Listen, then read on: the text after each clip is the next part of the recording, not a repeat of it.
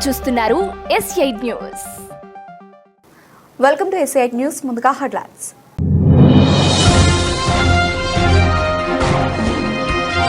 Trump వ్యాఖ్యలపై భారత్ ఘాటు స్పందన. అవి అవగాహన లేనివంటూ ఫైట్. భారత్ గొప్ప దేశమంటూ అమెరికా ఎంబసీ ప్రకటన.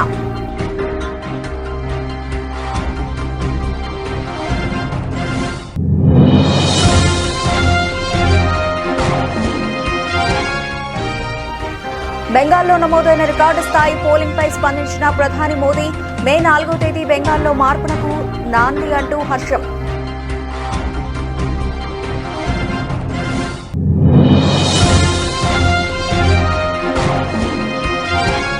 హూగ్లీ జిల్లా బాలానగర్లో అమిత్ షా బహిరంగ సభ. బెంగాల్లో బీజేపీ ప్రభుత్వం రాగానే అక్రమ చొరబాటుదారుల ఆట కట్టిస్తామన్న కేంద్ర హోంమంత్రి.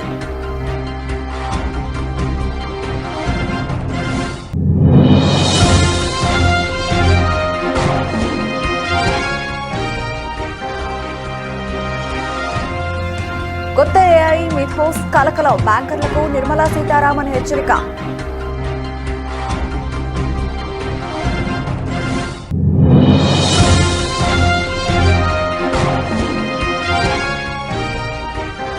ముగిసిన తెలంగాణ కేబినెట్ సమావేశం. ఆర్టీసీ సమ్మెపై కీలక చర్చ.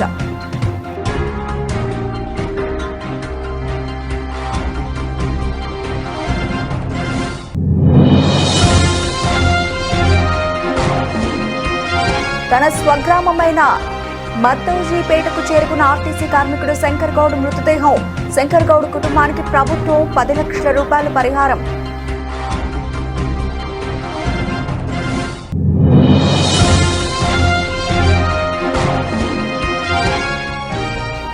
నర్సంపేట ఆర్టీసీ డ్రైవర్ ఆత్మహత్య. స్పందించిన బండి సంజయ్.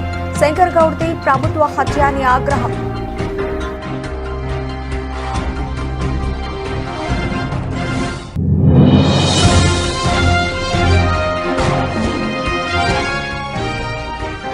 క్రెడిట్ చోరీలో బాబుకు సాటి లేరు. మాజీ మంత్రి గుడివాడ అమర్నాథ్ ఘాటు విమర్శలు.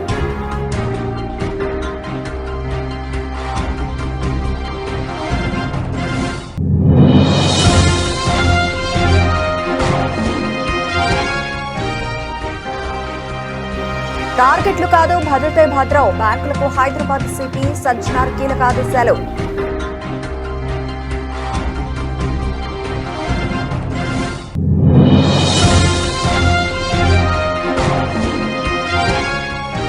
ప్రభుత్వ ఉద్యోగుల బ్లాక్ మెయిలింగ్ కు దిగిందంటూ ఎమ్మెల్సీ చంద్రశేఖర్ రెడ్డి ఫైర్. జీతాలు తగ్గిస్తామని లీకులు ఇస్తున్నారంటూ ధ్వజం.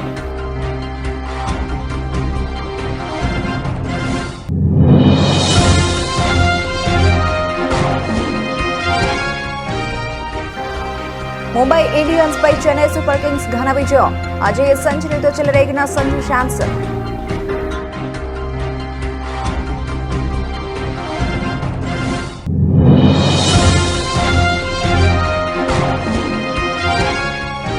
శుక్రవారం ట్రేడింగ్ లో నష్టాలతో ప్రారంభమైన సెన్సెక్స్ నిఫ్టీ ఆరంభంలోనే 400 పాయింట్లకు పైగా పతనమైన సెన్సెక్స్.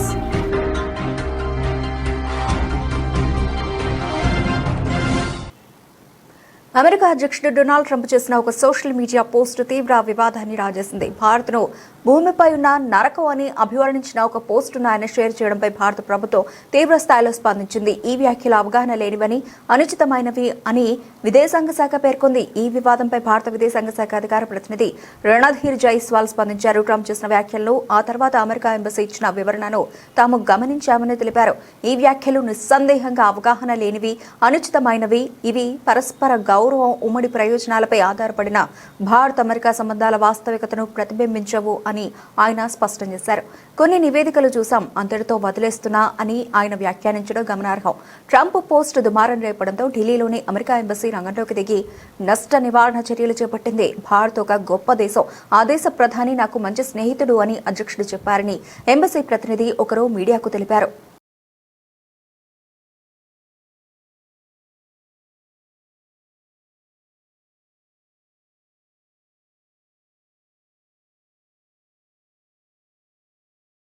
పశ్చిమ బెంగాల్లో అధికార తృణమూల్ కాంగ్రెస్ కు వ్యతిరేకంగా దండెత్తింది బీజేపీ కాదని రాష్ట్రంలోని మహిళలు యువత చురుకైన పోరాటాన్ని ప్రారంభించారని ప్రధానమంత్రి నరేంద్ర మోదీ అన్నారు. 152 నియోజకవర్గాల్లో జరిగిన తొలి దశ అసెంబ్లీ ఎన్నికల్లో నమోదైన అధిక ఓటింగ్ శాతమే దీనికి నిదర్శనమని ఆయన వ్యాఖ్యానించారు. తీవ్రమైన ఎండను కూడా లెక్క చేయకుండా ఓటర్లు పోటెత్తడం చూస్తుంటే మే 4వ తేదీ కేవలం ఫలితాల రోజు మాత్రమే కాదని పశ్చిమ బెంగాల్లో మార్పునకు నాంది పలికే రోజని రుజువు చేస్తోందని మోదీ పేర్కొన్నారు. वहां भी रिकॉर्ड मतदान हुआ है. पहले भी हमने देखा है देश में जहां जहां भारी मतदान हुआ है वहां बीजेपी को प्रचंड विजय मिली है. प्रचंड विजय मिली है. बेटे गिर जाओगे, बैठो बेटा. परमात्मा आपको सुखी रखे. बैठो बेटा, गिर जाओगी. अरे आपके हाथ में जो कमल है ना वो खिलने वाला है.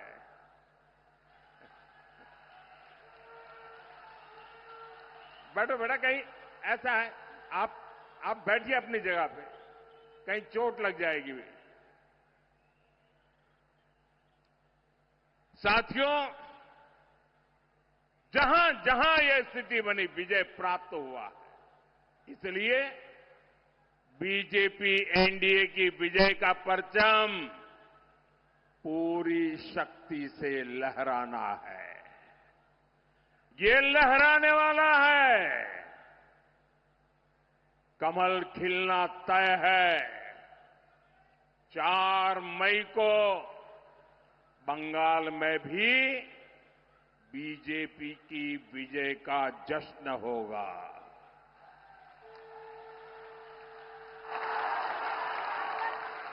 मिठाई भी बटेगी और जालमुरी भी बांटी जाएगी. పశ్చిమ బెంగాల్ అసెంబ్లీ ఎన్నికల నేపథ్యంలో హుగ్లీ జిల్లా బాలాఘర్లో కేంద్ర హోంమంత్రి అమిత్ షా భారీ బహిరంగ సభను నిర్వహించారు. ఈ సందర్భంగా ఆయన మాట్లాడుతూ రాష్ట్ర భద్రత, ఆర్థిక వ్యవస్థపై అక్రమ వలసల ప్రభావాన్ని ఎండగట్టారు. బెంగాల్లో బీజేపీ ప్రభుత్వం రాగానే ఒక్కరిని కూడా అక్రమంగా సరిహద్దు దాటి రానివ్వబోమని, ఇప్పటికే ఉన్నవారిని గుర్తించి పంపివేస్తామని స్పష్టం చేశారు. స్థానిక యువతకు దక్కాల్సిన రేషన్ ఉద్యోగాలను ఈ అక్రమ వలసదారులు లాగేసుకుంటున్నారని, ఇది రాష్ట్ర అభివృద్ధికి పెద్ద ఆటంకమని ఆరోపించారు. घुसपैठियों को निकालना चाहिए या नहीं निकालना चाहिए? दीदी लोग भी बताए, निकालना चाहिए या नहीं निकालना चाहिए? क्या दीदी निकालेगी? जरा जोर से बोलो, दीदी निकालेगी? भाईपो निकालेंगे? अरे सुमना को विधायक बना दो, हम चुन चुन कर घुसपैठियों को निकालने का काम. और भाइयों बहनों, ये घुसपैठिए हमारे बंगाल के युवाओं की नौकरी खा रहे हैं, गरीबों का राशन खा रहे हैं और देश को असुरक्षित करने का काम करते हैं. 5 तारीख के बाद बंगाल में एक भी व्यक्ति घुसपैठ नहीं कर पाएगा. ये भाजपा का वादा है. और जो घुस गए हैं उनको सिर्फ मतदाता सूची से नहीं, वोटर लिस्ट से नहीं, उनको बंगाल की भूमि से निकालने का काम भारतीय जनता पार्टी करेगी.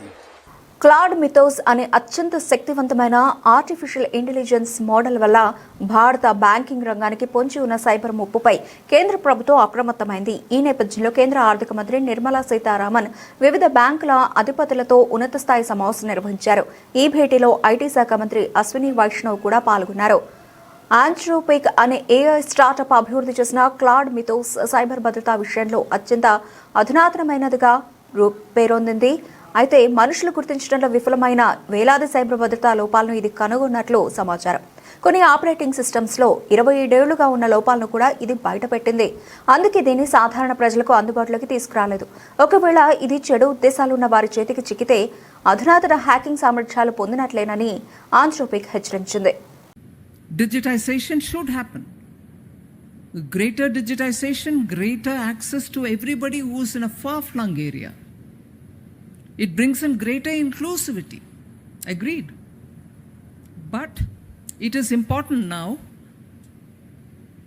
also to see if, as this pace of digitization is moving forward, we should ask this question to ourselves. Are we getting distant from our own customer base? Because they are closer to the phone, which is actually doing the function of the bank for them today, but not closer to us, the staff of the bank, who actually give the human intervention. It's always nice for every taxpayer, for every bank customer, to talk to somebody to say, am I doing the right thing with my money? Am I taking the right steps towards seeking an advance from the bank? That human element is actually the spirit of getting inclusion in banking. You efficiently reach the destination or greater inclusivity through digital technology. But once inclusion is achieved, they need to have a human interface at some critical level. It can't be that you will have to be approached for every little transaction like before, but it can't also be that everything happens through the phone and they feel sometimes lost. Am I actually getting that advantage of a human advice, a professional advice, a banker who sits and deals with my account, his advice or her advice, and so on? So I think as we move on, as we speed up on digitization, it is equally important that we keep in touch with our client base, and when local head offices move closer to the client, that's what it should aim to achieve. Telangana cabinet సమావేశం ముగిసింది. ముఖ్యమంత్రి రేవంత్ రెడ్డి అధ్యక్షతన జరిగిన ఈ సమావేశంలో RTC కార్మికుల సమ్మెపై కీలకంగా చర్చ జరిగినట్లు మంత్రులు తెలిపారు. మంత్రి పొన్నం ప్రభాకర్ మాట్లాడుతూ కార్మికులు తొందరపడొద్దని, డిమాండ్ల పరిష్కారానికి ప్రభుత్వం సానుకూలంగా ఉందని చెప్పారు. కార్మికులు ప్రాణాలు తీసుకోవద్దని ఆయన విజ్ఞప్తి చేశారు. మరో మంత్రి శ్రీధర్ బాబు మాట్లాడుతూ కార్మికులు సంయమనం పాటించాలని సూచించారు. ప్రాణాలు తీసుకోవడం సరైన చర్య కాదని, ఆర్టీసీ కార్మికుల పాత్ర రాష్ట్ర సాధనలో కీలకమని పేర్కొన్నారు. ప్రభుత్వంపై నమ్మకం ఉంచాలని ఆయన కోరారు. ఈరోజు జరిగినటువంటి క్యాబినెట్లో అత్యంత ప్రాధాన్యతగా నిన్నటి నుంచి ప్రారంభమైనటువంటి ఆర్టీసీకి సంబంధించిన సమ్మె, వాటి పట్ల ప్రభుత్వం ఇప్పటి వరకు ఏ విధంగా సానుకూలంగా వారి పట్ల ఉందో, ఆ సమస్యలన్నిటిని కూడా మంత్రివర్గ ఉపసంఘంగా ఉన్నటువంటి రిసోర్స్ గ్రూప్ ఆఫ్ మినిస్టర్స్కి పిలిచి మాట్లాడాలనే ఆలోచన చర్చ జరిగే సందర్భంలోనే మరి వరంగల్ నర్సంపేటలో జరిగిన సంఘటన కానీ ఇంకా ఇతరత్ర కొంత అటువంటి పరిస్థితి దృష్ట్యా మంత్రివర్గం పూర్తి స్థాయిలో కన్సర్న్ ఉంది. ఎవరు కూడా ఆర్టీసీకి సంబంధించి ఒకసారి వాళ్ళు కూడా ఆలోచన చేసుకోవాల్సిన అవసరం ఉంది. 2014 నుంచి 23 దాకా ఉన్న పరిస్థితి ఈరోజు 2023 నుంచి ఇప్పటి వరకు వాళ్ళ సంక్షేమం కొరకు తీసుకున్న నిర్ణయాలు ఎప్పుడు కూడా ఈ ప్రజాపాలన ప్రభుత్వంలో ఆర్టీసీకి సంబంధించి అన్ని రకాలుగా పెండింగ్ సమస్యలు పరిష్కరిస్తూ భవిష్యత్తుకు సంబంధించినటువంటి అన్ని అంశాల లోపల సానుకూలంగా ఉంది. కొత్త క్యాబినెట్ స్థాయిలో డిస్కషన్ జరగాల్సినటువంటి 3 అంశాలు ఉన్నాయని, పీఆర్సీ కావచ్చు లేదా విలీనం కావచ్చు, గుర్తింపు. వరంగల్ జిల్లా నర్సంపేట డిపో ఎదుట నిన్న ఆత్మహత్యా ప్రయత్నం చేసిన ఆర్టీసీ డ్రైవర్ శంకర్ గౌడ్ 80% గాయాలతో ఈ తెల్లవారుజామున తుది శ్వాస విడిచారు. హైదరాబాద్ అపోలో ఆసుపత్రిలో చికిత్స పొందుతూ మరణించిన శంకర్ గౌడ్ మృతదేహానికి పోస్ట్ మార్టం పూర్తయింది. ఆయన మృతితో రాష్ట్రంలో విషాదం నెలకొంది. తన స్వగ్రామమైన ముత్తోజిపేటకు ఆర్టీసీ కార్మికుడు శంకర్ గౌడ్ మృతదేహం చేరుకుంది. శంకర్ గౌడ్ కుటుంబానికి ప్రభుత్వం 10 లక్షల రూపాయల పరిహారం ప్రకటించింది. స్థానిక ఆర్డీఓ ఉమారాణి నివాళి అర్పించి కుటుంబ సభ్యుల్లో ఒకరికి ఆర్టీసీలో ఉద్యోగం ఇస్తామని తెలిపారు. నర్సంపేట కాంగ్రెస్ ఎమ్మెల్యే దొంది మాధవరెడ్డి వ్యక్తిగతంగా 5 లక్షల రూపాయల సాయం ప్రకటించారు.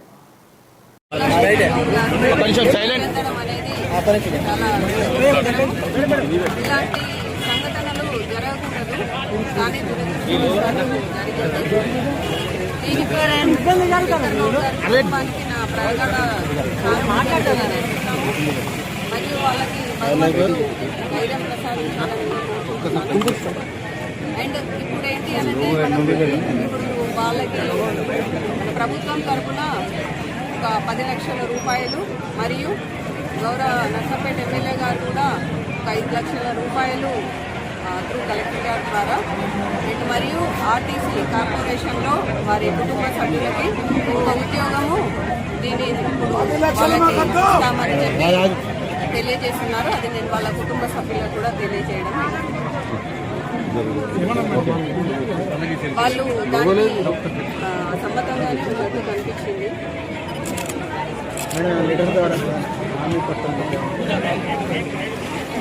ఒకసారి వాళ్ళు బస్ స్టాండ్ తీసుకెళ్ళి నివాళులు అర్పించాలని చెప్పి అవకాశం కల్పించాలంటున్నారు వాళ్ళు. నర్సంపేట డిపోకు చెందిన ఆర్టీసీ డ్రైవర్ శంకర్ గౌడ ఆత్మహత్యపై కేంద్ర సహాయ మంత్రి బండి సంజయ్ స్పందించారు. శంకర్ గౌడ ఆత్మహత్య ప్రభుత్వ హత్య అన్నారు. కరీంనగర్లో ఆయన మీడియాతో మాట్లాడుతూ ప్రభుత్వం కాలయాపన కోసం కమిటీలు వేసి మభ్యపెట్టేందుకు ప్రభుత్వం ప్రయత్నిస్తోందని విమర్శించారు. కాంగ్రెస్ పార్టీ ఎన్నికలకు ముందు ఇచ్చిన హామీలనే అమలు చేయాలని ఆర్టీసీ కార్మికులు కోరుతున్నారని చెప్పారు. ఆర్టీసీ కార్మికుల డిమాండ్లను న్యాయం ఉందని బండి సంజయ్ అన్నారు. ఆర్టీసీని ప్రభుత్వంలో విలీనం చేస్తామని అధికారంలోకి రాకముందు కాంగ్రెస్ పార్టీ హామీ ఇచ్చిందని తెలిపారు. గత బీఆర్ఎస్ ప్రభుత్వం కూడా ఆర్టీసీ కార్మికుల సమస్యలను పట్టించుకోలేదని మండిపడ్డారు. ఆర్టీసీ కార్మికుల డిమాండ్లకు బీజేపీ మద్దతు పలుకుతుందని అన్నారు. ఆర్టీసీ కార్మికులు ఆత్మహత్యకు పాల్పడి తమ కుటుంబాలను రోడ్డు పాలు చేయొద్దని విజ్ఞప్తి చేశారు. నమస్కారం. ఆర్టీసీ కార్మికులు ఎదుర్కొంటున్నటువంటి సమస్యల మీద తెలంగాణ రాష్ట్రంలో కార్మికులందరూ కూడా జేఏసీగా ఏర్పడి ఆందోళన చేస్తున్న విషయం అందరూ తెలిసిందే. రాష్ట్ర ప్రభుత్వం యొక్క మొండి వైఖరి వల్ల, రాష్ట్ర ప్రభుత్వం అనుసరిస్తున్నటువంటి నిర్లక్ష్య వైఖరి వల్ల విసిగిపోయి ఈ ప్రభుత్వం మీద స్పందించేది, ఈ ప్రభుత్వం ఆ సమస్యలు పరిష్కరించారు, ఇది అబద్దాల ప్రభుత్వము, మోసపూరితమైన ప్రభుత్వం అని చెప్పి కుమిలి బాధపడి ఆవేదనతో నర్సంపేటకు సంబంధించినటువంటి శంకర్ గౌడ్ అనేటువంటి ఆర్టీసీ కార్మికుడు డ్రైవర్ మొన్న ఆత్మహత్య ప్రయత్నం చేసుకోవడం, నేను అర్ధరాత్రి చనిపోవడం నన్ను తీవ్ర ఆందోళనకు దిగ్భ్రాంతికి గురి చేసింది. ఇది చాలా దారుణమైనటువంటి సంఘటన, ఘోరమైన సంఘటన. తెలంగాణ సమాజం అంతా కూడా ఇవాళ బాధపడుతున్నారు. ఇవాళ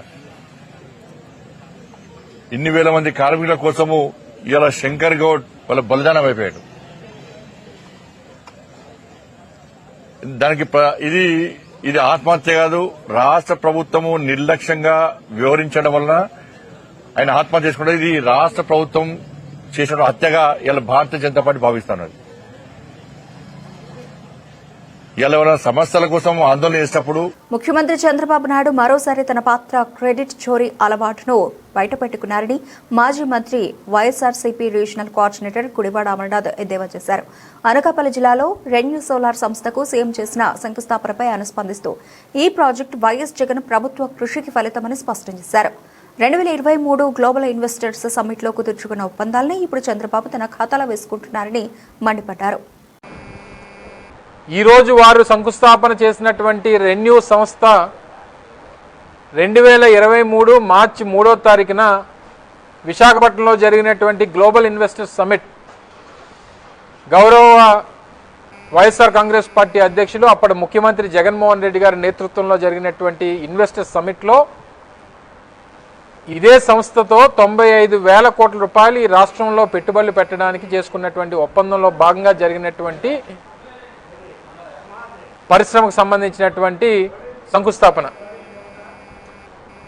ఇక్కడ ఈ ప్రాంతంతో పాటు అటు అనంతపూర్ కానీ మిగిలినటువంటి రాష్ట్రంలో ఇతర ప్రాంతాల్లో కూడా సోలారు విండ్ ప్రాజెక్టులు స్థాపిస్తామని చెప్పి వారు ప్రకటన చేశారు.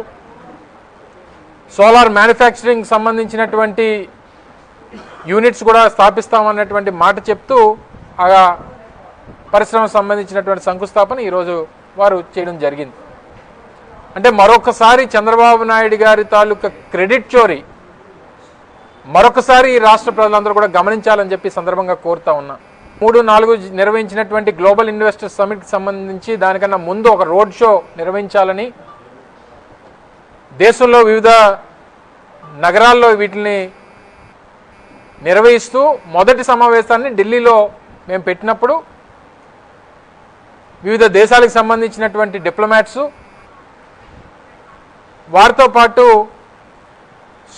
ఈ సుమన్ సిన్హా ఈ రెన్యూ పవర్ సంబంధించినటువంటి చైర్మన్ వారు సైబర్ మోసాలకు అడ్డుకట్ట వేయడంలో బ్యాంకులు కీలక పాత్ర పోషించాలని, జీరో మ్యూల్ అకౌంట్లు లక్ష్యంగా పనిచేయాలని Hyderabad police commissioner VC Sajjanar స్పష్టం చేశారు. నగరంలోని 45 ప్రభుత్వ, ప్రైవేట్ రంగ బ్యాంకులకు చెందిన 75 మంది సీనియర్ అధికారులతో ఆయన ఉన్నత స్థాయి సమావేశం నిర్వహించారు. సైబర్ నేరగాళ్లు అమాయక ప్రజల నుంచి దోచుకున్న డబ్బును మళ్లించేందుకు వాడే మ్యూల్ అకౌంట్లను పూర్తిగా నిర్మూలించడమే లక్ష్యంగా ఈ సమావేశం జరిగింది. ఇటీవల హైదరాబాద్ పోలీసులు నిర్వహించిన ఆపరేషన్ ఆక్టోపస్ లో భాగంగా మ్యూల్ అకౌంట్లు తెరిచేందుకు కొందరు బ్యాంక్ అధికారులు సైబర్ నేరగాళ్లకు సహకరించినట్లు తేలింది. ఈ నేపథ్యంలో సజ్జనార్ బ్యాంక్ అధికారులతో నేరుగా మాట్లాడారు.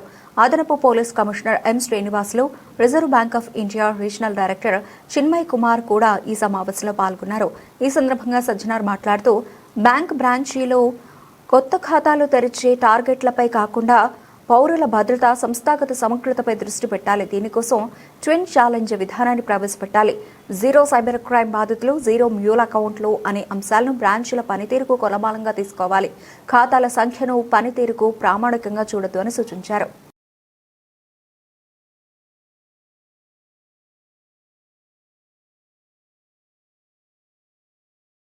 గత ఎన్నికల్లో ఉద్యోగులకు అలవికాని హామీలిచ్చి వాటిని అమలు చేయకుండా 2 ఏళ్ల కాలం గడిపేసిన కూటమి సర్కార్ ఇప్పుడు వారు అవేవి అడగకుండా హిమాచల్ ప్రదేశ్లో జీతాలు తగ్గిస్తామని ఎల్లో మీడియాలో లేఖలు ఇవ్వడం దారుణమని వైఎస్ఆర్సీపీ ఎమ్మెల్సీ పర్వతరెడ్డి చంద్రశేఖర్ రెడ్డి మండిపడ్డారు. గతంలో వైఎస్ఆర్సీపీ అధికారంలోకి రాగానే తొలి కేబినెట్లోనే ఉద్యోగులకు 27% ఐఆర్ ప్రకటిస్తే ఇప్పుడు కూటమి సర్కారు ఎన్నికల హామీలు నిలబెట్టుకోకపోగా 3 ఏళ్లైనా పీఆర్సీ కమిషన్ను సైతం నియమించకుండా మోసం చేస్తోందన్నారు. ఉద్యోగులు అవన్నీ అడుగుతారనే వాళ్లను బ్లాక్మెయిలింగ్ చేసేందుకు హిమాచల్ ప్రదేశ్ కథల్ని తెరపైకి తెస్తున్నారని పర్వతరెడ్డి చంద్రశేఖర్ రెడ్డి ఆక్షేపించారు. ఏ ప్రజా వ్యతిరేక నిర్ణయం తీసుకున్నా కూడా ముందుగా ఎల్లో మీడియా ద్వారా లీకులు ఇప్పించి దాన్ని ప్రజల్లోకి అందరికీ తీసుకెళ్లిన తర్వాత ఆయన అమలు చేసేటువంటి పరిస్థితిని మనం గమనిస్తాం. ఆయన నిన్నటి రోజున ఈ పేపర్లో ఆయన అభిప్రాయంగా రాసినటువంటి మాట ఏపీ హెచ్పి. ఏపీ అంటే ఆంధ్రప్రదేశ్, హెచ్పి అంటే హిమాచల్ ప్రదేశ్. అంటే ఆంధ్రప్రదేశ్ హిమాచల్ ప్రదేశ్ లాగా తయారవుతా ఉంది అనే అంశం అనమాట. దాని కింద ఏం రాశారు? ఖర్చుల నియంత్రణ కోసం జీతాలు తగ్గించిన హిమాచల్ ప్రదేశ్. సెకండ్ లైన్లో ఖర్చుల నియంత్రణ కోసం జీతాలు తగ్గించిన హిమాచల్ ప్రదేశ్. ఆర్థికంగా మనము అంతంతే అంటే ఆంధ్రప్రదేశ్ కూడా. జీతాలు పెన్షన్ల వ్యయం ఏపీలో అత్యధికంగా ఉంది. ఇలాగైతే మనది హిమాచల్ ప్రదేశ్ లాగానే రాష్ట్రాల సొంత ఆదాయంలో ఉద్యోగుల జీతాలు పెన్షన్లదే అగ్రబాట. ఆర్థిక పరిస్థితి ఇలాగే కొనసాగితే ప్రభుత్వ ఆదాయం ఉద్యోగ జీతాలకు కూడా సరిపోదని ఆర్థిక నిపుణులు హెచ్చరిస్తా ఉన్నారు. ఈ పరిస్థితిలో రాబోయే రోజుల్లో ముందుకెళ్లే పరిస్థితి ఉంటుందని చెప్పి నిన్నటి రోజున ఈ పత్రిక చదివిన తర్వాత చంద్రబాబు నాయుడు గారు ఎంత కుట్ర చేస్తా ఉన్నారో ప్రభుత్వ ఉద్యోగుల మీద అన్నది అర్థమవుతా ఉంది. గత ప్రభుత్వం వైఎస్ఆర్సీపీ ప్రభుత్వం జగన్మోహన్ రెడ్డి గారు రాగానే ఐఆర్ 27% మొట్టమొదటి కేబినెట్లోనే ఇచ్చారు. మొట్టమొదటి నెల నుంచి కూడా దాన్ని ఇంప్లిమెంట్ చేసినటువంటి పరిస్థితి.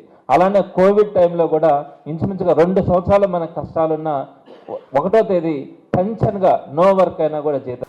ఐపీఎల్ 2026 సీజన్లో చెన్నై సూపర్ కింగ్స్ అద్భుత విజయం నమోదు చేసింది. ముంబైలోని వాంఖడే స్టేడియం వేదికగా ముంబై ఇండియన్స్తో జరిగిన మ్యాచ్లో చెన్నై 103 పరుగుల భారీ తేడాతో ఘన విజయం సాధించింది. సంజు శాంసన్ అద్భుత శతకంతో కదం తొక్కగా బౌలింగ్లో అఖిల్ హోసెన్ మాయ చేయడంతో చెన్నై సునాయాసంగా గెలుపొందింది. 208 పరుగుల భారీ లక్ష్యంతో బరిలోకి దిగిన ముంబై ఇండియన్స్ కు ఆదిలోనే గట్టి షాక్ తగిలింది. 11 పరుగులకే 3 కీలక వికెట్లు కోల్పోయింది. స్పిన్నర్ అఖిల్ హోసెన్ ధాటికి ముంబై బ్యాటింగ్ లైనప్ పేకమెడలా కూలిపోయింది. సూర్యకుమార్ యాదవ్, తిలక్ వర్మ కాసేపు పోరాడినా వీరిద్దరూ అవుట్ అయ్యాక మిగతా బ్యాటర్లు చేతులెత్తేశారు. దీంతో ముంబై 19 ఓవర్లలో 104 పరుగులకే ఆలౌట్ అయ్యి ఘోర పరాజయాన్ని మూటగట్టుకుంది. చెన్నై బౌలర్లలో అఖిల్ హోసెన్ 4 వికెట్లతో ముంబై పతనాన్ని శాసించగా నూర్ అహ్మద్ 2 వికెట్లు తీశాడు. అంతకుముందు ఈ మ్యాచ్లో టాస్ గెలిచిన ముంబై ఇండియన్స్ ఫీల్డింగ్ ఎంచుకుంది. దీంతో తొలుత బ్యాటింగ్కు దిగిన చెన్నై సూపర్ కింగ్స్ నిర్ణీత 20 ఓవర్లలో 6 వికెట్ల నష్టానికి 204 పరుగుల భారీ స్కోర్ సాధించింది. ముంబై బౌలర్లలో గజన్ ఫర్ 2 వికెట్లు పడగొట్టాడు.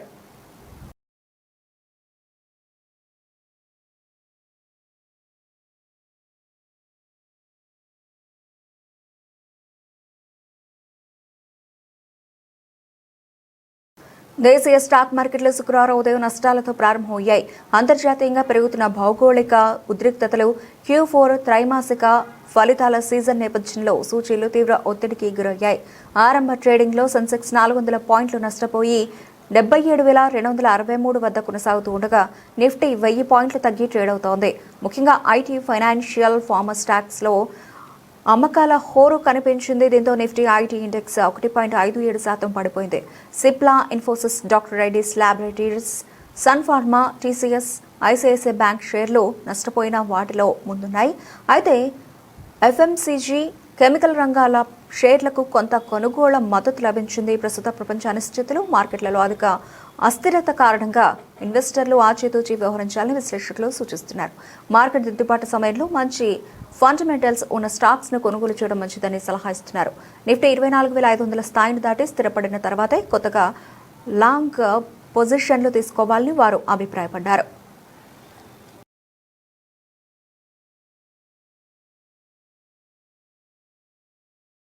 వార్తలు ముగించే ముందు ముఖ్యాంశాలు మరోసారి చూద్దాం.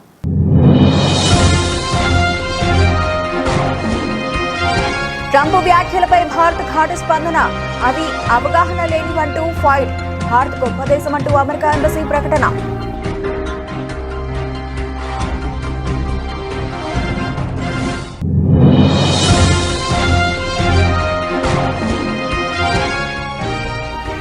బెంగాల్లో నమోదైన రికార్డు స్థాయి పోలింగ్ పై స్పందించిన ప్రధాని మోదీ, మే 4వ తేదీ బెంగాల్లో మార్పునకు నాంది అంటూ హర్షం.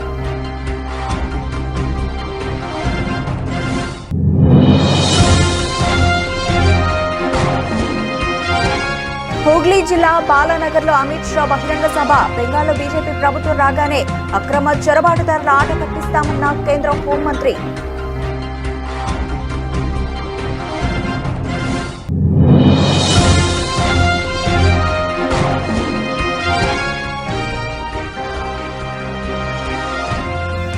కొత్త ఏఐ మిథోస్ కలకలం, బ్యాంకర్లకు నిర్మలా సీతారామన్ హెచ్చరిక.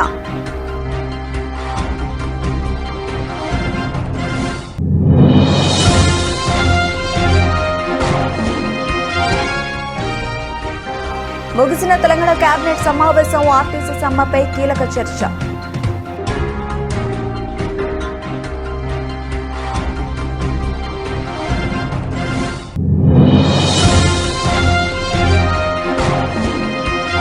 తన స్వగ్రామమైన మత్తోజీపేటకు చేరుకున్న ఆర్టీసీ కార్మికుడు శంకర్ గౌడ్ మృతదేహం. శంకర్ గౌడ్ కుటుంబానికి ప్రభుత్వం 10 లక్షల రూపాయల పరిహారం.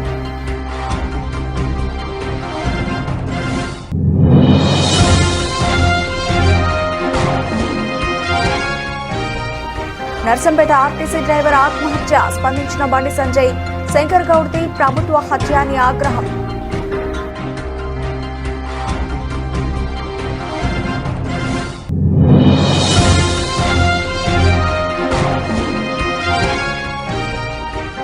క్రెడిట్ చోరీలో బాబుకు సాటి లేరు. మాజీ మంత్రి గుడివాడ అమర్నాథ్ ఘాటు విమర్శలు.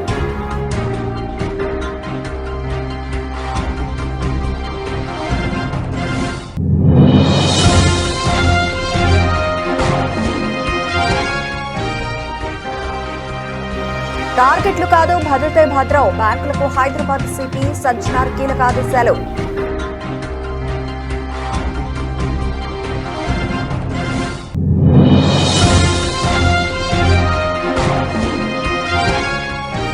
ప్రభుత్వ ఉద్యోగుల బ్లాక్ మెయిలింగ్ కు దిగిందంటూ ఎమ్మెల్సీ చంద్రశేఖర్ రెడ్డి ఫైర్. జీతాలు తగ్గిస్తామని లీకులు ఇస్తున్నారంటూ ధ్వజం.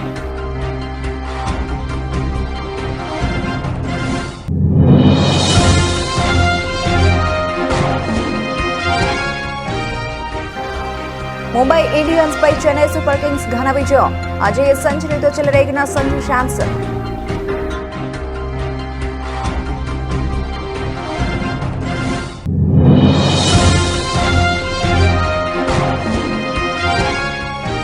శుక్రవారం ట్రేడింగ్ లో నష్టాలతో ప్రారంభమైన సెన్సెక్స్ నిఫ్టీ ఆరంభంలోనే 400 పాయింట్లకు పైగా పతనమైన సెన్సెక్స్.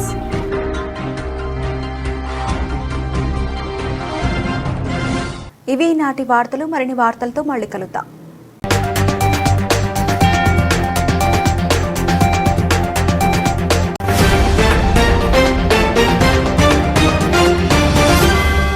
మీరు చూస్తున్నారు S8 న్యూస్.